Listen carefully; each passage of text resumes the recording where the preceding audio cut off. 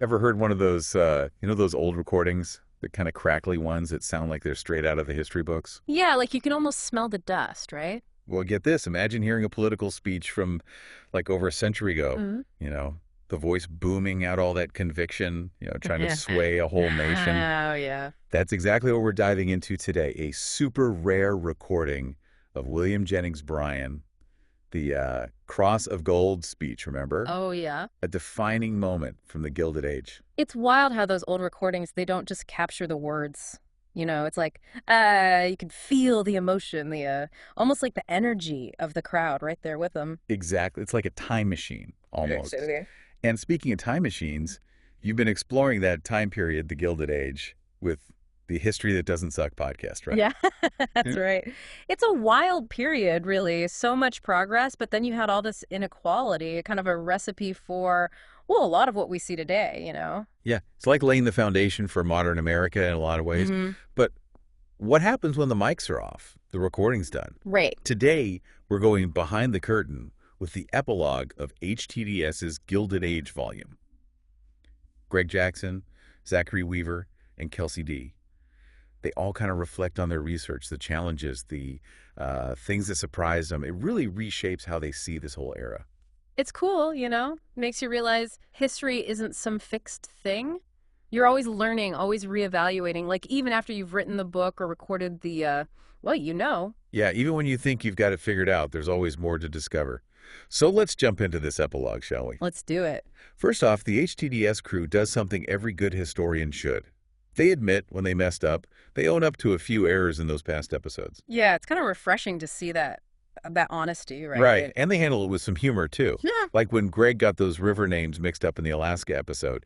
He said Klondike, but it was actually the Yukon. Happens to the best of us, especially with so many details to remember, right? What matters is owning up to it, using it as a learning moment. Exactly. And then there's Zach. Oh, man, he misremembered a Simpsons quote. Yeah, claimed he won some kind of Simpsons trivia award at Universal Studios, but who knows if they'll let him keep it now. I hope he does. It shows they don't take themselves too seriously. Like, even as experts, they're still human, still make mistakes, still love The Simpsons. Makes him relatable. Right. Totally. All right, speaking of experts, they then tackle, oh boy, Thomas Edison, Huh. the inventor god or ruthless thief kind of thing. Right, the guy everyone thinks they know. They go beyond those simple labels, try to understand the man, the myth, all of it. Which is so important. These historical figures, they weren't just one thing, they were complicated, just like us. Good and bad, all mixed up. Absolutely. They really dig into the evolution of electric lighting, emphasizing how it wasn't just a eureka moment. It was a gradual thing, lots of minds working on it, building on each other's ideas. Exactly, like most progress, right? It's rarely a single person, a single moment. It's collaboration. It's building on what came before. Totally. And they talk about Edison's work ethic. I mean, the guy was relentless. His creativity, the way he relied on his team of assistants, he called them the boys. Right, like a whole lab full of talent helping to bring his ideas to life. Exactly. But they also don't shy away from the controversies, like that rivalry with Nikola Tesla and, well, the elephant. Right, yeah, that's a tough one. Raises those ethical questions, like how far is too far in the pursuit of science? Yeah, and it's interesting how they frame that rivalry with Tesla. They move away from the bitter enemies narrative and highlight the business competition, that whole current war thing. Right. It's a good reminder that history is often written by the winners. You got to dig deeper to get the whole story, see those nuances. Absolutely. And they also give credit to George Westinghouse, a name you don't hear as often, but was a key player in the current war. Right. Westinghouse was a big supporter of Tesla's AC system, which ended up becoming the standard for power distribution. Shows how some figures, despite their contributions, kind of get lost in the shuffle. Totally. And then they shine a light on a figure who's often overlooked, William Jennings Bryan, a three-time presidential candidate who was like a voice for rural America. Brian was such a key figure in that era. He really captured those anxieties people were feeling about the economy, that growing gap between the cities and the countryside. It was a turning point in American politics. Yeah, and they really dig into that whole debate over the gold standard versus bimetallism. Apparently, it was pretty heated, even compared to the divisions leading up to the Civil War. It wasn't just about economics. It was about power, about class, about the role of government in the economy. Sound familiar? Totally. It's like they're drawing a line from that era to our own, how those same divisions still play out today. Right. The past is never really past, is it? Nope. And this is where it gets really cool. They actually share a recording of Brian delivering that famous Cross of Gold speech. It's amazing. You can hear the passion in his voice, feel the energy of the crowd. To hear that voice, that cadence, it's like stepping back in time, you can Right. almost feel the weight of those issues, the intensity of the moment. It's a reminder that history is more than just facts and dates. It's about people, their voices, their struggles. It's about moments that change the course of history, moments that shaped the world we live in today. Absolutely. And it's through those personal stories, those moments that capture our imagination, that history truly comes alive. You really get a sense of Brian as a person, his charisma, his conviction. It's all there in that recording. Oh, absolutely. It's like you're right there in that crowded hall with him, feeling the heat of the moment. But, the Gilded Age wasn't all sunshine and roses, was it? The hosts don't shy away from the darker side of this era, like the rise of Jim Crow after Reconstruction. Right. Yeah, it's a stark reminder that progress isn't always a straight line, that sometimes things take a step back. It's a crucial part of the story, a reminder that those promises of equality after the Civil War, well, they didn't exactly pan out for everyone. It's heartbreaking, really, to see how deeply ingrained racism was in that era. They pull some pretty shocking quotes from newspapers and stuff, things that just make you cringe. Yeah, those primary sources, they offer a raw, unfiltered view of what people were really thinking, saying, and doing back then. It's uncomfortable but important to confront, so we don't repeat those mistakes. Absolutely. But even in all that darkness, there are glimmers of hope. Those who fought tirelessly against injustice, like Homer Plessy and Frederick Douglass, they refused to give up. It's inspiring, right?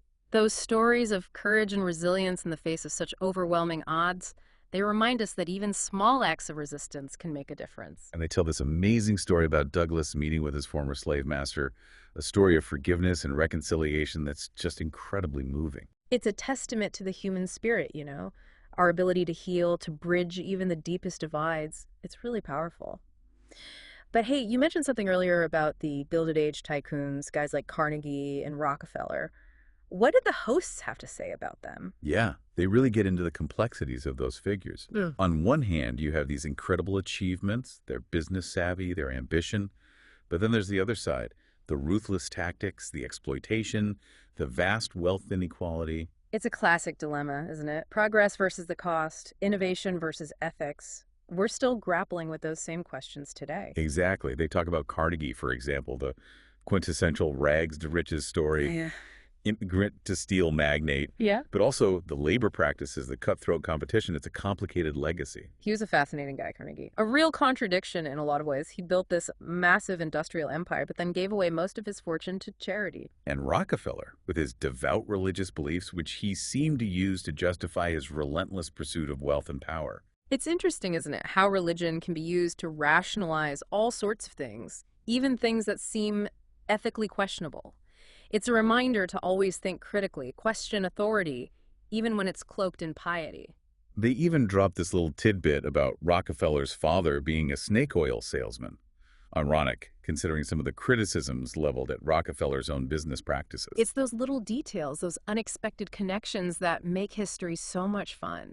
They remind us that even these larger-than-life figures, they had families, backstories. They weren't just born tycoons. Right, they're products of their environment, their upbringing, just like all of us. But to their credit, both Carnegie and Rockefeller were incredibly generous philanthropists. They poured money into libraries, universities, all sorts of charitable causes. It makes you think, right? How do we judge these historical figures? Do we focus on the good or the bad? Do we weigh their achievements against their flaws? It's a conversation we're still having today. And speaking of conversations, they revisit one of the most heated debates of the Gilded Age. The gold standard. They've got these quotes from newspapers that are just, wow, you can feel the passion, the anger, the division. It's almost like you can hear those arguments echoing today, right? Those same anxieties about economic stability, the role of government, the gap between the haves and have-nots. It's a reminder that some issues, they just keep coming back around. And of course, no discussion of the Gilded Age would be complete without addressing Jim Crow. The tragic dismantling of Reconstruction, the systematic disenfranchisement of African Americans. It's a sobering reminder that progress isn't always permanent, that it can be rolled back, undermined, even erased. It's hard to read some of those accounts of racism from that era, just blatant discrimination and prejudice. They paint a pretty bleak picture of American society at that time. But they also highlight the stories of those who fought back, those who refused to accept the status quo.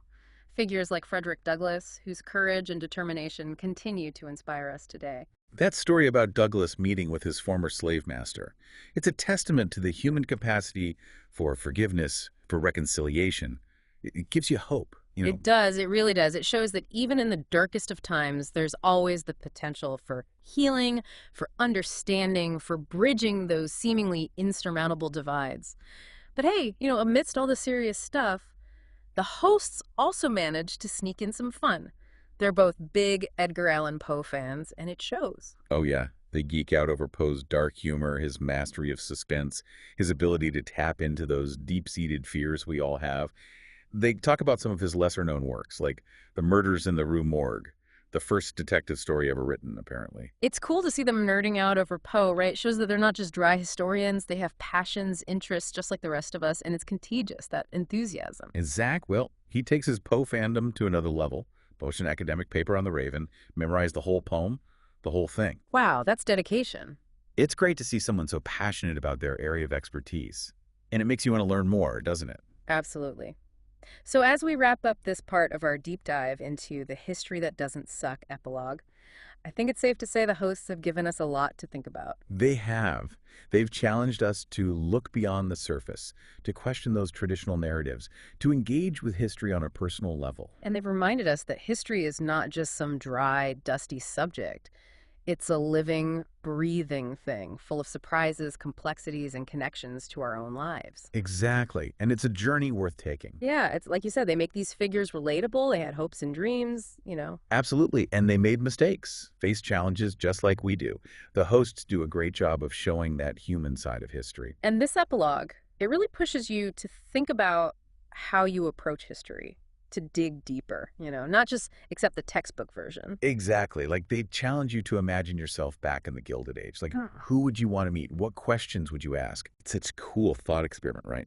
It makes history feel more personal, more immediate. Like you're not just reading about it, you're experiencing it. Right. It's not just about memorizing dates and names. It's about understanding the forces that shaped our world, the people who lived through those times, and realizing that history is always evolving, always being reinterpreted. Speaking of reinterpreting, I love how they talked about those little Easter eggs Greg hid for Poe fans. It's a fun way to keep people engaged, to reward those who are really paying attention, and it shows how passionate the hosts are about this stuff. And Zach, man, that guy's a Poe fanatic, memorizing the Raven. Come on. It's awesome, right? Shows you don't have to be a stuffy academic to love history. It can be fun, it can be exciting, it can even be a little spooky. So as we wrap up our deep dive into this epilogue, what do you think the hosts really wanted us to take away?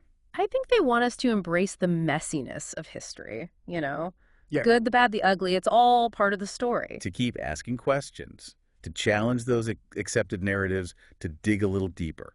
And most importantly, to see history not as something separate from us, but as something that's still shaping our world today.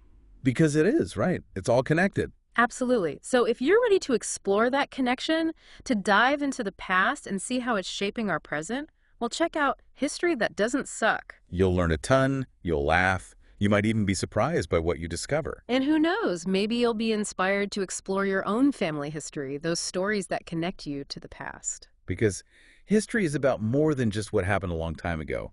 It's about understanding who we are, where we come from, and what makes us human. It's a story we're all part of, writing every day.